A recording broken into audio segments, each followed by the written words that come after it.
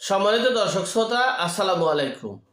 আজকে একটা বিষয় নিয়ে আলোচনা করছি, সেটা হচ্ছে পিনাকি ভট্টাচার্য।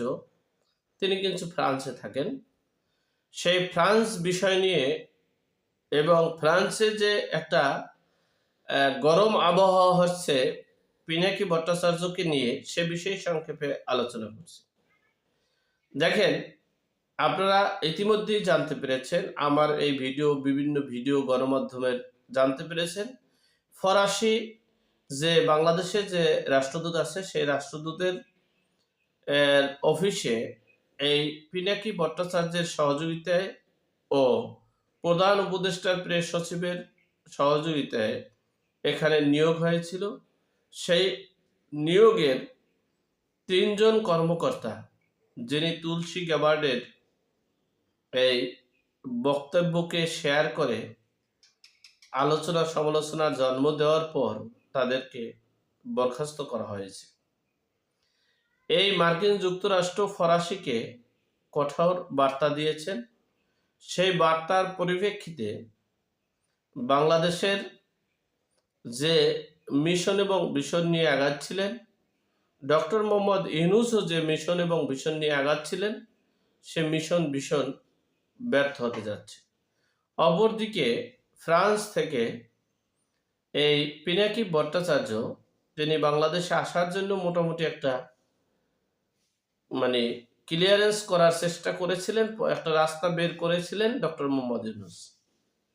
পরিশেষে সেই রাস্তাটাও আমার মনে হচ্ছে বিভিন্ন গণমাধ্যম তথ্যপত্র থেকে জানতে পারলাম, সে রাস্তা বন্ধ হয়ে গেছে। অপরদিকে পিনাকি ভট্টাচার্যের উপরে টার্গেট রেখেছে মার্কিন যুক্তরাষ্ট্রের, তথ্য দিয়েছে ফ্রান্সে, এবং ফ্রান্স থেকেই এই পিনাকি ভট্টাচার্যের নেতৃত্বে বাংলাদেশে এই তৌহিদি জনতার মানে সকল কার্যক্রম পরিচালনা হচ্ছে। সুতরাং এই ফরাসি রাষ্ট্রকে বার্তা দিয়েছেন পিনাকি তার বিরুদ্ধে। এখন দেখার বিষয় ফরাসি রাষ্ট্র কি করতে যাচ্ছে।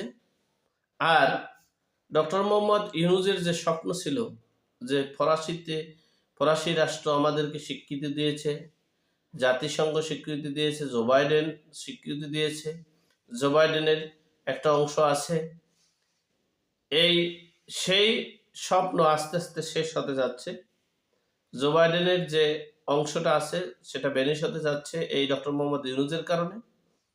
অপরদিকে ফ্রান্সের যে একটা অবস্থান ছিল, সে অবস্থানটা বাংলাদেশের থেকে ভ্যানিশ হতে যাচ্ছে পিনাকি ভট্টাচার্য সহ এই এই যে জুন জুলাইয়ের আন্দোলন, অর্থাৎ ডক্টর ইউনূসের সাথে সম্পর্ক থাকার কারণে।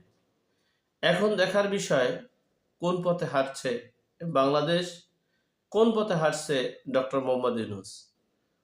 যাই হোক, সর্বোপরি কথা হচ্ছে পিনাকি ভট্টাচার্য ফ্রান্সের আছেন, ফ্রান্সে থেকে দেশের সকল কলকাঠি নাড়ছেন, উপদেষ্টা পরিষদদেরকেও এক কথায় বলতে গেলে পরিচালনা করছেন। সেই বিষয়টাও মার্কিন যুক্তরাষ্ট্র সহ ভারতীয় গোয়েন্দা সহ সকল গোয়েন্দাদের নজরে আসছে। এখন দেখার বিষয় কি হতে পারে, কি হতে যাচ্ছে। আল্লাহ আমাদের সকলকে বিপদ আপদ বালা মুসিবত থেকে হেফাজত করুক, আমিন। আসসালামু আলাইকুম।